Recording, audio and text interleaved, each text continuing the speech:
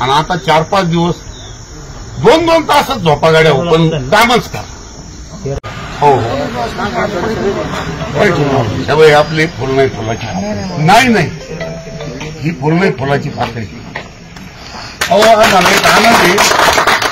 हा एक 25 वर्षाचा तरुण काय गावात काम केलं, काय समाजासाठी लढतोय इथं 18 पगड जातीसाठी, याचा खरा आनंद म्हणून मी इथपर्यंत पोरांना म्हणलं जायचं आणि मंगेश दादाची आपल्याला गाठ घ्यायची, मंगेश दादाला आशीर्वाद द्यायचा आणि 100% तुम्ही खासदार होणार आणि आमच्या करंदीला सत्कारासाठी तुम्हाला यावं लागेल. निश्चितपणे येणार. आमच्या उत्तरेश्वर मंदिराला 100% तुमची भेट. नमस्कार.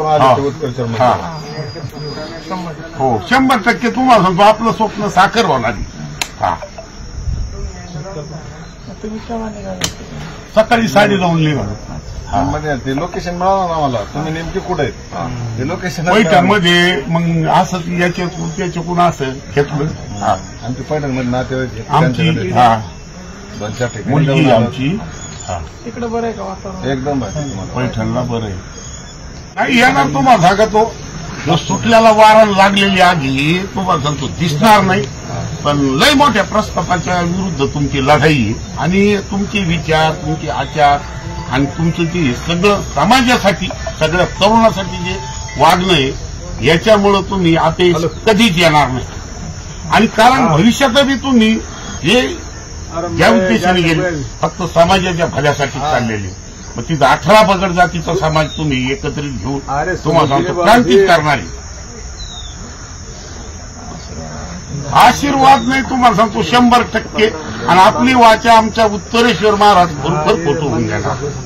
हा 100% तुम्हाला. आणि हे खरे तुमचे मावळे जे आहेत ना यांची खरी नोंद होणार आहे. गावकरीच आता हे सगळे अख्खं गाव फिरायला लागलं. हो अख्खं गाव बी पाहुणे रावळे सगळ्यांना गाडी चालून देत नाही लोक. अक्षरशः डायरेक्ट खांद्यावर घेतात, मंदिरात नेऊन ते सभा घेतात आणि डबल गाडीला घुसून आणतात.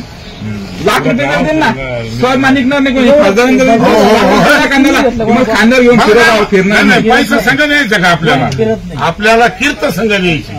पैसा कोणा पैशावाले लय पाहिले हो, कीर्त करणारे माणसं असावे. आणि आपल्यात हा मंगेश दादा सारखा माणूस कीर्त करणारा जन्माला आला, त्यासाठी आपण साथ देणं हे महत्वाचं आहे. करेक्ट काम लोक करणार. आणि मंगेश दादा कमीत कमी माझा अंदाजे विक्रमीच मतांनी नोंद झाली पाहिजे. जर मोदीनं सत्कार नाही केला तर परत काय म्हणजे ही क्रांतिकार नोंद होणार आहे. असे मुलांना आधार देणं, असे मुलासंग आपण फिरणं, मग हीच खरी जनसेवा आहे, हीच खरी ईश्वरी सेवा. ईश्वर कोणी पाहिला?